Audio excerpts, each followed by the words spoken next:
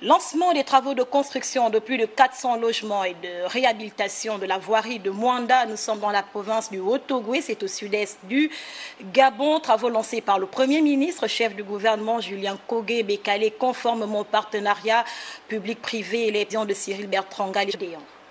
Ces images de l'état de délabrement très avancé de la voirie de Mwanda devront dans quelques mois n'être qu'un vieux souvenir pour les populations de la cité du Manganèse.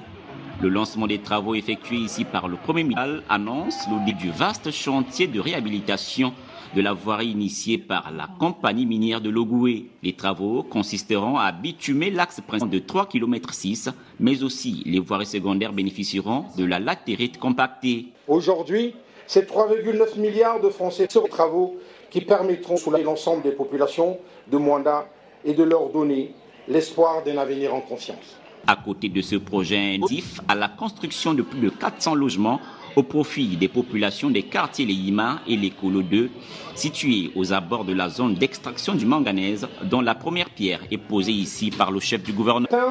Que ces constructions en matériaux durables amélioreront véritablement les conditions de vie de nos compatriotes. Ce genre d'initiative a amené le ministre en charge de l'industrialisation à saluer le partenariat entre le groupe Eramet et l'État gabonais. La cérémonie qui nous réunit ces jours consacre l'aboutissement à la vision de M. le Président de la République, chef de l'État, en matière d'exercice de la responsabilité sociale et environnementale, la RSE, des entreprises de notre pays, notamment dans le secteur minier qui nous réunit aujourd'hui.